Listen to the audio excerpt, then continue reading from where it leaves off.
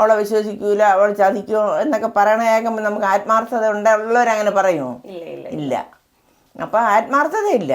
അനീഷിന് മാത്രമേ ഉള്ളൂ ആത്മാർത്ഥ. ആദ്യം അല്ല, നല്ല ഒരു പ്രവൃത്തിയല്ല. നീ ഒരു പെണ്ണല്ലേ മോള്, അല്ലേ? ഇഷ്ടപ്പെട്ടാ? ഇല്ല, ആർക്കും ഇഷ്ടപ്പെടില്ല. ഞാൻ പറഞ്ഞ എൻ്റെ കൈ കിട്ടിയെങ്കിൽ അവന് 2 ഞാൻ കൊടുത്തനെയെന്ന്. അത്രയ്ക്ക് വിഷമം തോന്നി. ഒരു വീട്ടിലുള്ള ഒരു ഗ്രഹനാഥേര ചിന്ത പോലെയാണ് അവൾക്ക് തോന്നിയത്. അവളങ്ങനെ പിടിക്കേണ്ട കാര്യമില്ലായിരുന്നു ഞങ്ങളും പിന്നെ അഭിപ്രായം പറഞ്ഞ്. എങ്കിലും അവളെ ചിന്ത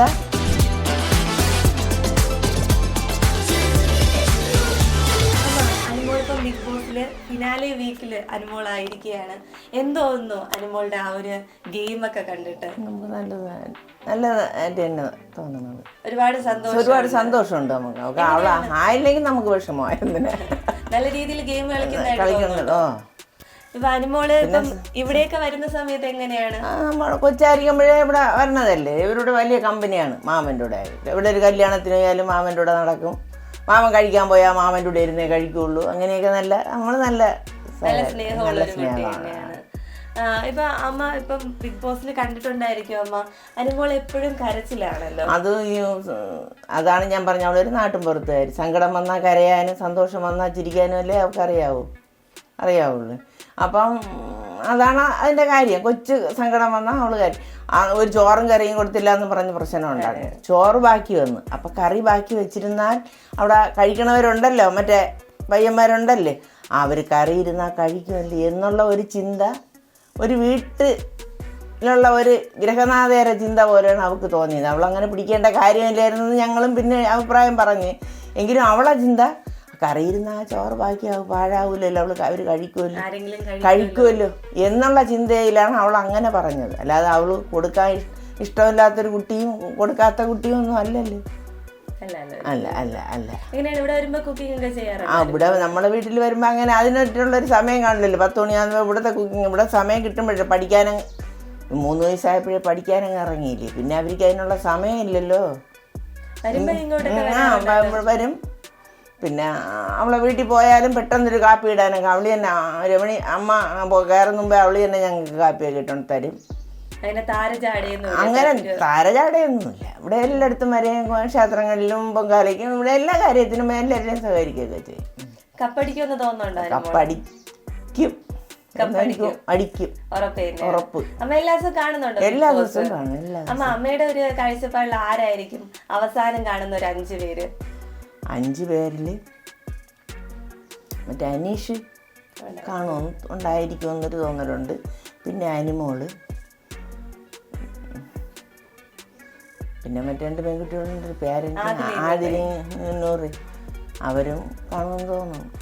അതൊക്കെയാണ് അമ്മയുടെ അമ്മയ്ക്ക് ആദിലയും നൂറയും തമ്മിലുള്ള അനുമോളുടെ ഫ്രണ്ട്ഷിപ്പിനെ പറ്റി? ഫ്രണ്ട്ഷിപ്പ് ഇടയ്ക്ക് അവർ തെറ്റും, എങ്കിലും അവർ കൂട്ടാവും.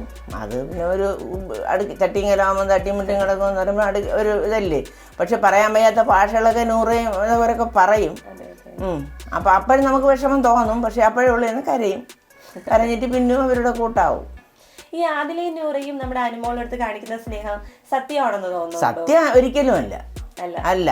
എന്താ അമ്മയ്ക്ക് അങ്ങനെ തോന്നാൻ കാര്യം, അവള് കേൾക്കാതെ കൊച്ചു കൊച്ചു കാര്യങ്ങൾ വരുമ്പോൾ രഹസ്യം മറ്റുള്ളവരുമായിട്ട് സംസാരിക്കണമെന്ന് കേൾക്കുമ്പോൾ അവളെ വിശ്വസിക്കൂല, അവൾ ചതിക്കുമോ എന്നൊക്കെ പറയണ കേൾക്കുമ്പോൾ നമുക്ക് ആത്മാർത്ഥത ഉള്ളവരങ്ങനെ പറയുമോ?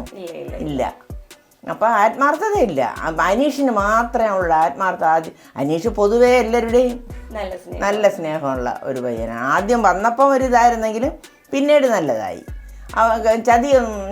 കള്ളവും ചതിയൊന്നും അവനും അറിഞ്ഞൂടാ. അങ്ങനെ ഒരു മനുഷ്യനാണെന്ന് എനിക്ക് തോന്നി. എങ്ങനെയുണ്ട് ഈ ഒരു മൊത്തം സീസൺ കണ്ടപ്പോൾ എന്തോ തോന്നി? നല്ലൊരു ഗെയിമായിട്ട് തന്നെ തോന്നി. പക്ഷെ ആദ്യത്തെ പോലെയൊന്നുമല്ല. ഇപ്പം ആദ്യം തുടക്കം മുതലേ നമ്മൾ കാണും. നല്ലൊരു അടിയൊക്കെ അല്ല, ഇപ്പോഴും മാത്രമല്ല, സീസൺ 1 തൊട്ടേ കാണാറുണ്ട്. അതുകൊണ്ട് ഇതൊരു വ്യത്യസ്തമായ. ഏറ്റവും കൂടുതൽ അനുമോള് നോമിനേഷനിൽ വരാറുണ്ടല്ലോ എവിക്ഷൻ വരുന്ന സമയത്ത്.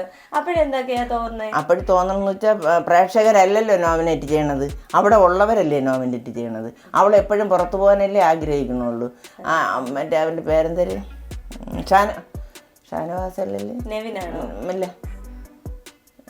പേര് മറന്നു പോവാ, അക്ബർ എപ്പോഴും അവളെ അനുമോളെ നോമിനേറ്റ് നോമിനേറ്റ് ചെയ്യാറുണ്ട്. അവളെക്കുറിച്ച് എപ്പോഴും അരുതാത്ത ഭാഷകൾ തന്നെ പറയണത്.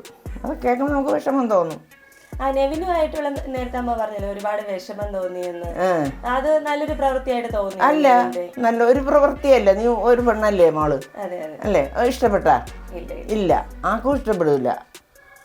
ഞാൻ പറഞ്ഞ എൻ്റെ കൈ കിട്ടിയെങ്കിൽ നെവിന് 2 ഞാൻ കൊടുത്തന്നെ. അത്രയ്ക്ക് വിഷമം തോന്നി.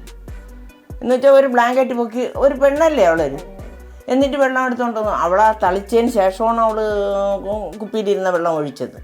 പിന്നെ പ്രതികരിക്കണ്ടേ? അപ്പം ചായപാത്രത്തിൽ വെള്ളം എടുത്തുകൊണ്ട് വന്നു അവളെ തലയിലൊഴിച്ചില്ല, അവളെ കാലിൽ കൂടെ ഷീറ്റിലൊഴിച്ചില്ലേ, ബെഡ്ഷീറ്റിൽ, ബെഡിലായില്ല, ബെഡെല്ലാം നനഞ്ഞില്ല, അവളെ തറയിലല്ലേ കിടന്നത്. അതൊക്കെ തെറ്റായ കാര്യം തന്നെ. നമ്മളെന്തരായിരുന്നാലും സഹജീവികളല്ലേ, അവിടെ എല്ലാവരും കൂടെ ജീവിക്കണതല്ലേ. അപ്പം ആ ചെയ്തതൊക്കെ ഭയങ്കര തെറ്റി തന്നെ. പിന്നെ ഇനിയിപ്പോൾ സോറി പറഞ്ഞാലും മാപ്പ് പറഞ്ഞാലും അവൻ നല്ലവനായാലും തെറ്റ് തന്നെയാണ്.